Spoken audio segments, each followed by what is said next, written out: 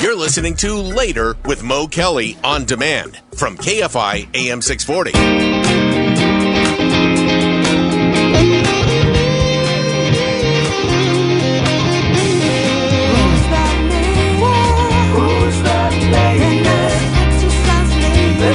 Exercise lady. She's Claudine Cooper. The best exercise lady. On Wellness Wednesday. The best exercise lady. She will teach you all there is about wellness and fitness. And as her motto says, your short workout is better than no workout. Ooh, better than no workout, baby. KFI AM 640 is Later with Mo Kelly and Claudine Cooper. We are live everywhere on the iHeartRadio app. And Claudine, it's great to see you. And I know you're not a doctor, and I'm not going to put you in that chair, but you, like me, are living through this time in which drugs like Ozempic and others, these quote unquote wonder drugs, are changing people's lives. And these are what have been termed, rightfully so, as off-label uses. You know, it was designed for something else, and they realized, oh, wait a minute, people are also losing weight for it. Yes. And people are using it specifically for that reason. And now we have more information under our belts because people have been using it for a longer period of time. There's some unintended consequences, and I would love to get your thoughts on this. It seems that experts have sounded the alarm over drugs like Ozempic because some people are going blind because of it. Several studies have linked the shots to conditions that cause inflammation and block blood flow to the eye, causing severe and sometimes permanent vision loss. That's not for you to worry about. Okay. But I do worry about the psychology of, I'm willing to risk this and that to get the body which is supposedly healthier as opposed to putting in the work. Well, I've spoken to a few people who have tried these Ozempic style drugs, and what they say is they've tried everything up until this point. In other words, it wasn't like a weight loss drug. It was actually designed for people who were diabetic. That's what it originally came out for, right? And so what they're saying is they weren't able to get a good handle on their health until they tried this. And then they were able to see the weight loss or the decreased appetite, and then the more energy, which allows them to get into the gym and to do these things. So it's hard for me to say, is it good or is it bad? I don't think any of us should want to be dependent on any kind of medication for a long period of time. So if there are these side effects, I think if it served its purpose for a period and you were able to get in shape and you were able to lock in on your health goals, then you should also be able to reverse the need for medication at a certain point. But we've seen in this, I'll say, celebrity culture, Sure. where thin is in, thin is the thing. Okay. Not even being healthy, but just being thin. We're seeing people who obviously didn't need to use it, not for health reasons, but for appearance reasons. Actresses, even actors on some level, using it because they want to either stay rail thin or they need to lose an extra 10, 15 pounds. That's what concerns me. Well, that's been happening for years and years, decades and decades, and there's unhealthy ways to lose weight even before these drugs came to pass. Fair enough. So I don't think that will go away. If you're talking about people that are trying to lose weight to be on a specific show or movie or whatever, they've been doing that since who knows when, right? Tell me, when you are in the gym, and I know you probably ear hustle people's conversations. Me? Mo. Yes, you too. Do you hear these types of drugs coming up in conversation, or people talking about them?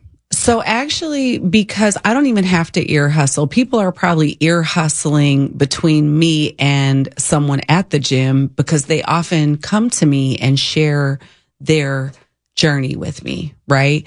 And so I have spoken to people who have used specifically Ozempic and who have seen some incredible results.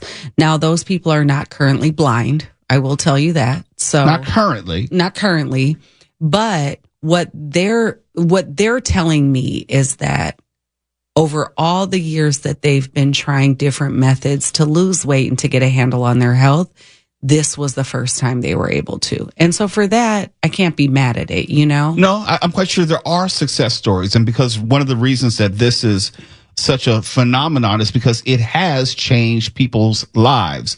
But at the same time, this study suggests to me that we may not know the long-term implications of that fantastic turnaround for some, blindness for others. That's what we know right now. In your career, in the course of doing what you do you think that what we're experiencing with these weight loss drugs is cyclical? Is this just the latest thing, or is this something really different? Absolutely. No, it's cyclical. In fact, every so often you'll have a trend, whatever that is. It might not be a medical trend. It may not be medication.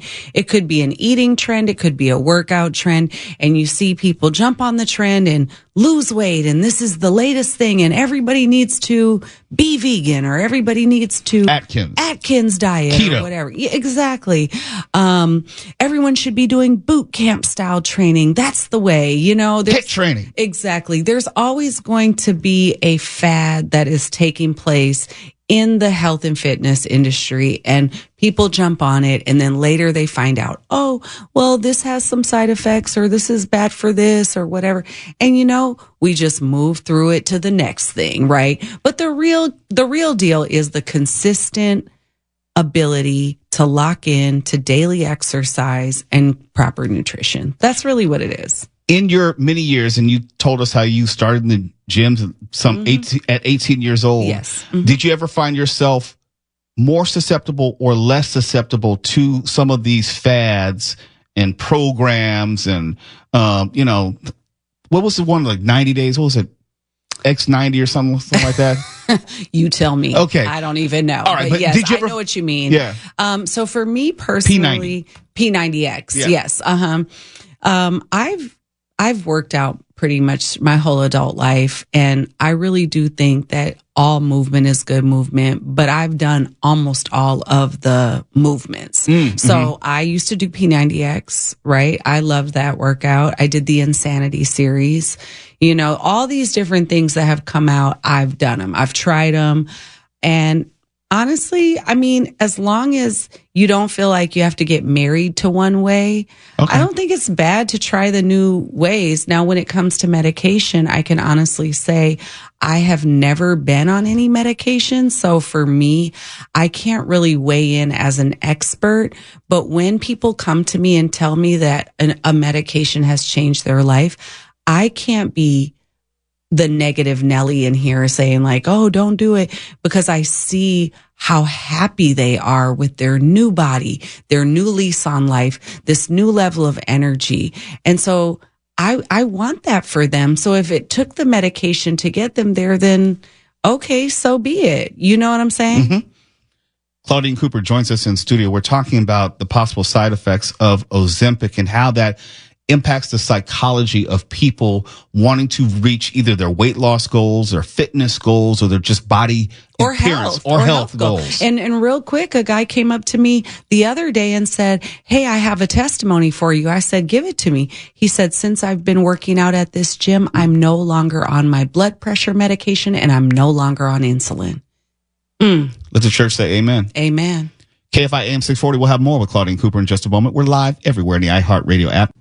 You're listening to Later with Mo Kelly on demand from KFI AM 640. KFI, Mo Kelly and Claudine Cooper. We're live everywhere on the iHeartRadio app, also dubbed as the nice exercise lady, which was coined by Mark Ronner. And from that, we got her official intro, which we played last segment. All credit due to Mark Ronner because he was the inspiration. I got in touch with Eric Lasardo and told him that was the most brilliant thing he's ever done. And he's done a lot of brilliant things. Yeah.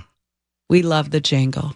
Before the break, Claudine, we were talking about Ozempic and how that has positively changed and impacted people's lives. And we talked about some of the side effects that we're now learning more about because people are taking it for a longer period of time. And we have a larger sample size, if you will. And I was asking you about the psychology of it. I wonder, as someone who's been in the gym since 18 years old, and you were telling me during the break that you've been pretty much the same size because you've been consistent that full time. Yeah. Does it make it more difficult for you when you're dealing with clients or people who would be coming into the gym who make the assumption it's easier for you because, let's say you're itty bitty. Well, I do think it is a little bit harder to relate to someone who's always been the same size. And one thing about consistency is that it looks effortless to people who see your results because they don't see the effort that you put in to your consistent behavior. Now, we could be talking about anything. We don't necessarily got to talk about exercise. We could be talking about the consistency in your career or your marriage or anything, parenting. But what people see is the results. And so they don't really see the work that goes into it. And so, yes, you are correct. I've had conversations with people in the past. I'll give you an example. I was at a house party. Actually, it was a backyard boogie. You know, was it the one I saw you at? And someone said to me, "Are you still teaching your classes?" And I said, "Yes, I'm still teaching my classes." And she said, "I keep saying I'm going to go to one of your classes, but I just don't think you'll be able to train me because you've never been big."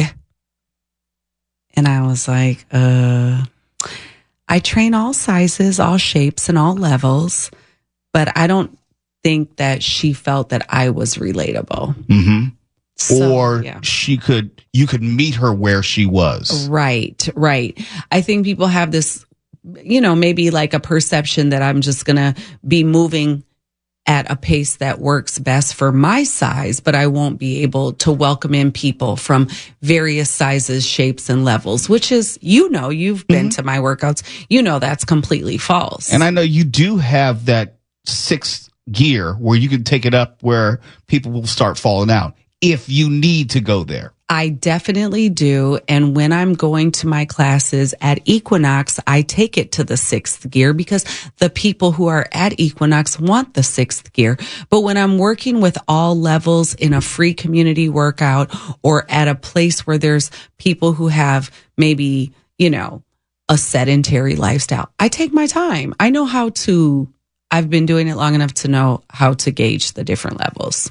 How do you manage to break through to someone like that who may be very self-conscious about his or her bodies, both sexes who be self-conscious, and they may not have worked out in years. Years.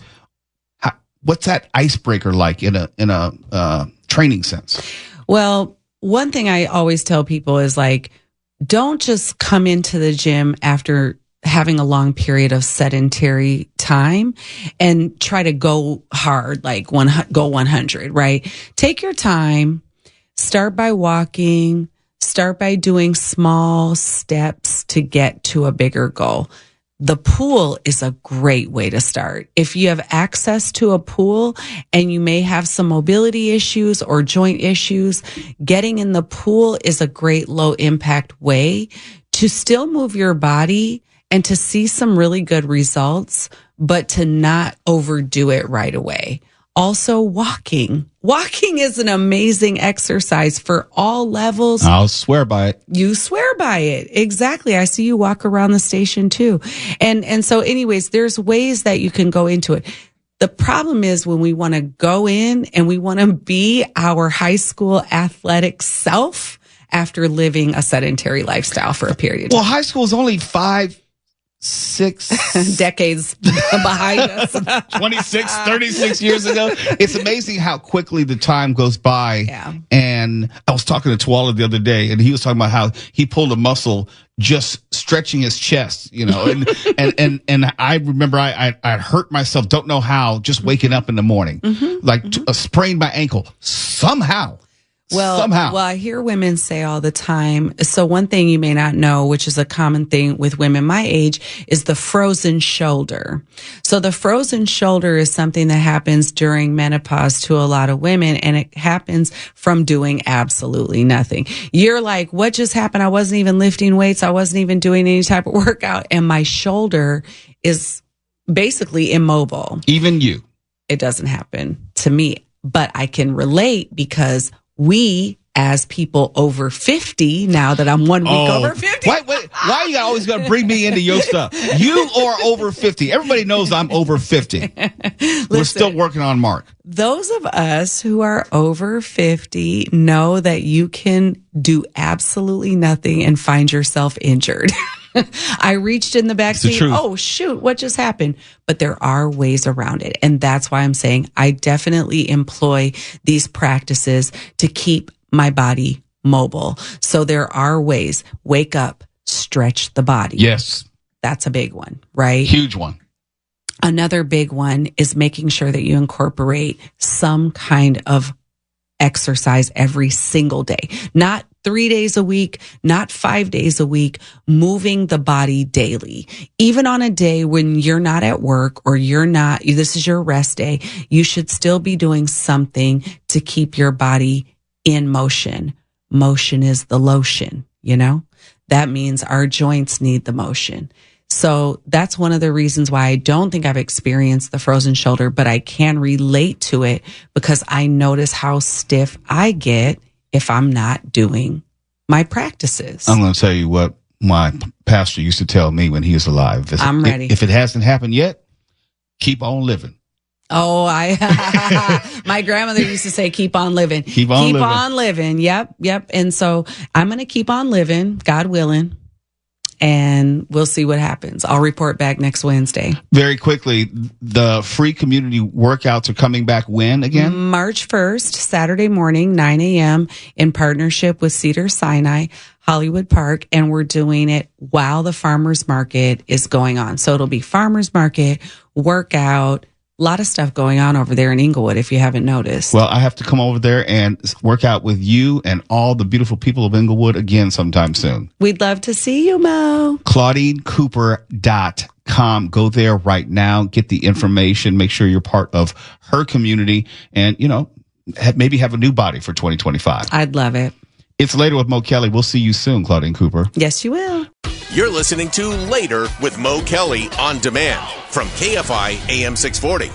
And this next story we're going to talk about with Disney doesn't make sense to me. Something that is obvious to you, obvious to me, and anyone who has ever attended a Disney park or attraction in recent years already knows this. But seemingly internally, Disney, they don't know what to do.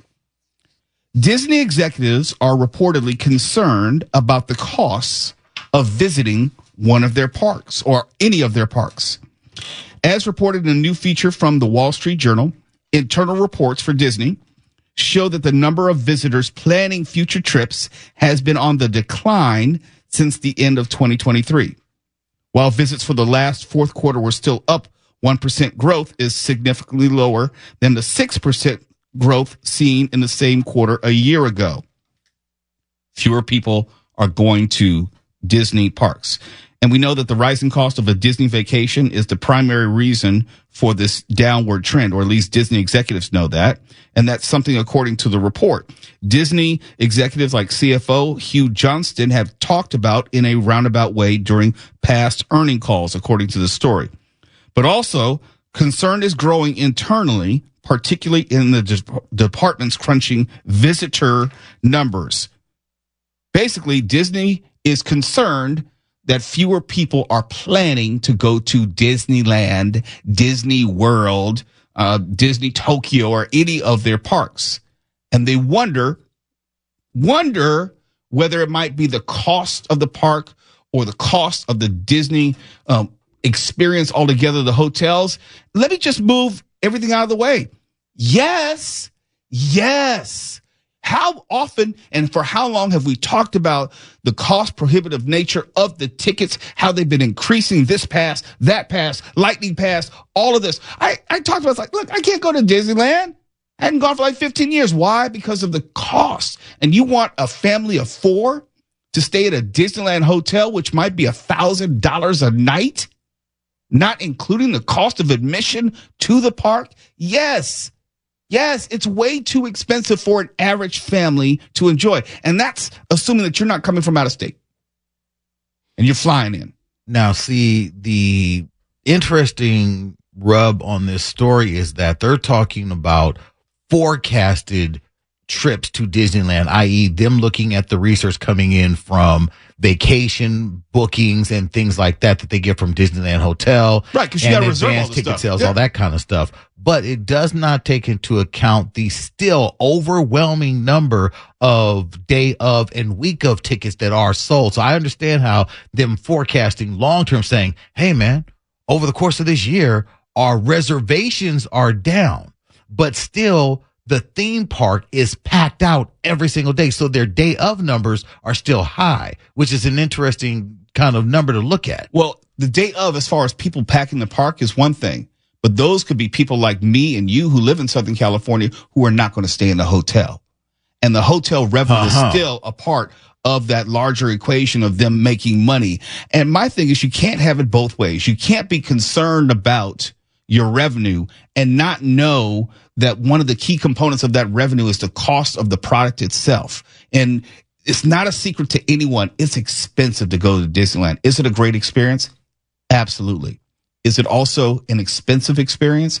Absolutely. If you're selling $50 blue milk or whatever it is, there's nothing which is reasonably priced in a Disneyland park. Even though I love it, I know it's not something that most families, I'm talking about family of 4 or 5 people like you, Twala, when you've gone with your family, that stuff is not cheap. And I do believe, we've talked about this, there is a point where that elasticity ends. There is a breaking point. There is a point where people will not pay more than that or just say, I can't afford that. And it's just kind of funny to me for Disney internally to realize, oh my gosh, there may be a problem with our pricing. Now, it's part of the reason why Bob Iger had come back. Yeah. And also why Disney was continuing to focus on its amusement parks, because things were not where they should be. Long-term forecast. For me, I don't think it's all that deep. If I'm not going to reserve a 3-day stay at the hotel, Disneyland hotel, that's at least $3,000. And that's just for 2 people, double occupancy. We're not talking about a room for the kids. Mm-hmm. Or they're going to have to stay in the room with us, and they're sleeping in one bed, me and the wife in another bed. That's not necessarily an option. Well, the thing that we had pointed out the last time we looked at this was that they could, by all accounts, I'm not trying to get into Disney's pockets, 'cause I don't know what they're doing with all their money, but when we last looked at theme park numbers, they were well into the black. So it's like it was a mystery as to why they were increasing the prices. Was it to help shore up some of the losses maybe that they were experiencing at the box office? I can tell you what it is. Mark Warner, you want to tell Twala why they raised the prices? Because they could. Thank you. All right, as you were saying. Oh, Greed. I'm sorry. I mean, I don't think it's that. I really don't think it's that deep. My bad. Because they knew for a long period of time, they kept raising the prices. And to your point, Twala, the parks were still packed. There was no reason for them to pull back. And I think they're realizing they're almost at that point, that law of diminishing returns, where they're not getting the type of return on the investment. When they raise the ticket prices, they're not seeing the same type of growth. They said it went from 6% to 1%. So they must be right at that line where if they keep going in this direction of raising prices, they're going to go from the black to red. That's what I think, because if you can see the diminishing growth, well, okay, you're starting to move in the other direction. Maybe they're right at the sweet spot right now, but let's put this in the larger context of where people feel about the economy. We just had a report which came out today about inflation going back up to 3% for the last quarter. Well, that's going to impact people's future vacation plans, I'm sure. If you going back to the classic idea of eggs, if people are actually worried about eggs, whether we think that's real or not, if they are really concerned about the price index, consumer price index, well, Disneyland is not going to be on the list for vacations. It just won't be. Maybe you'll drive to Death Valley or something. Maybe you go to Knott's Berry Farm, but it won't be a vacation for 5 coming from Iowa to Los Angeles to go to Disneyland and stay at the Disneyland Hotel, where 2 or 3 years ago, maybe they would have been more open to it. And this is actually not the time that Disney adventure parks can afford this with the proposed expansion, right? That they're looking at doing. You can expand, but not be making money. You can expand when people are saying, I'm not spending my money on Disneyland like that. People from out of state, those of us who live there who have the California discount, yeah, we're good. We'll go. And families who plan a vacation, they're planning well in advance. And they have to look at those prices and take a good long look at whether they can afford it, whether it's reasonable, and whether you want to spend, let's be honest, most of your money on just the hotel, because part of the Disneyland Resort is the hotel experience. You want to be somewhat close. Now, yes, you can stay across the street at the Vagabond Inn or whatever, but if you're trying to get that full experience, which Disneyland is offering and promoting, you want to be at one of those hotels, Pixar Place or Pixar Hotel or, any one of them. I think I've stayed in 2 or 3 of them. They're really nice. It's a great experience. And you open your door and you're right at downtown Disney. You can't beat it, but you're going to pay for that. It's really expensive. The Vagabond. That was a real hotel. I think it was on Figueroa. I know. You said that threw me. I was like, whoa, that's a throwback. Oh, yeah. I don't know if it's still there. I have to Vagabond. look that up. The Vagabond Inn was notorious for the employees walking around on the street. Yep. Put it that way. Yep. Oh, man. It's Later with Mo Kelly. KFI AM 640. We're live everywhere in the iHeartRadio app. But when we come back, we're going to bring in Tiffany Hobbs early because she has a bone to pick with Tuala with his obsession with this Waymo thing. Tiffany Hobbs has been posting videos and sending us videos of these wayward Waymos. And now Tiffany Hobbs is going to have her chance to set Tuala Sharp straight. What? I'm hugging Tuala. Oh, no. You going to learn tonight, Tuala. You going to learn.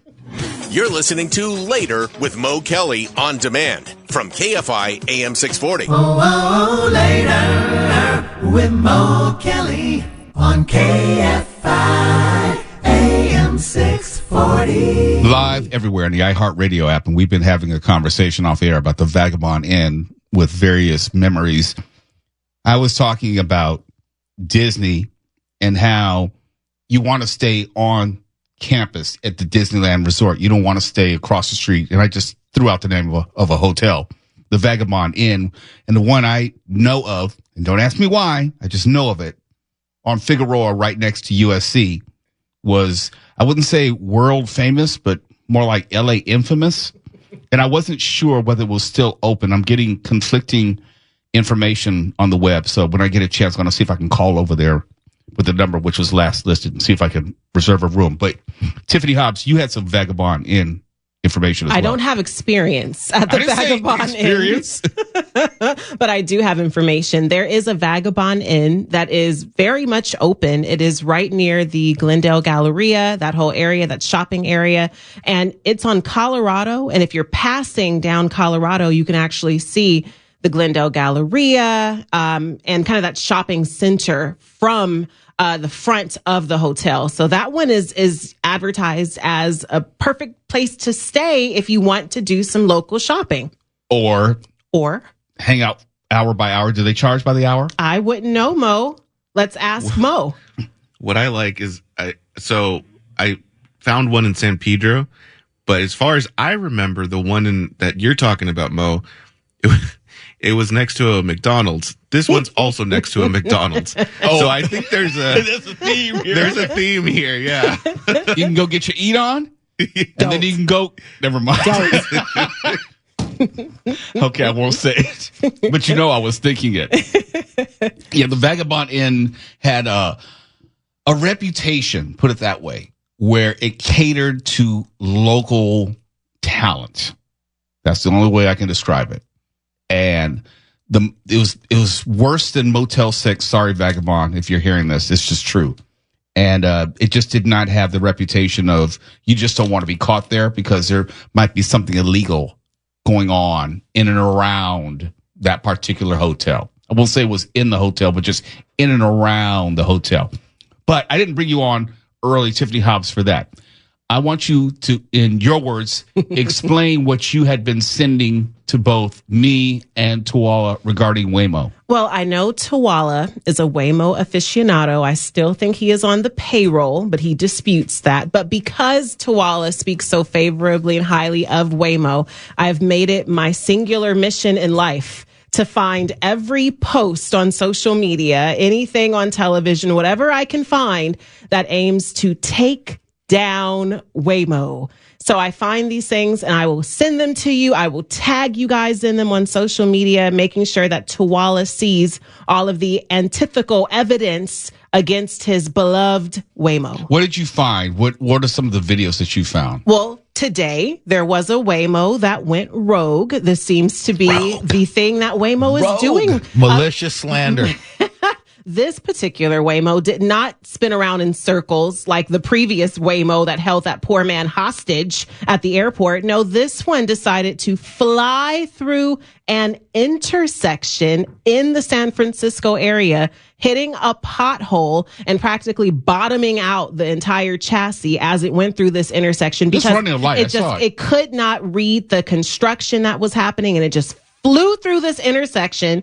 Can you imagine if there was a person in there, Tuwala? Construction zone. Head supposed injury. to slow down in construction zones. You know that right now here in California, I swear none of y'all on this microphone right now better act like people weren't already running through lights and all that in the rain, no less today. If I were to pay for an Uber driver like Stefan and he or she were to do something as reckless, we would have a problem. Just because other people are driving recklessly, you know what? It doesn't excuse Waymo. You know what? Exactly. It does excuse the fact that people are worse.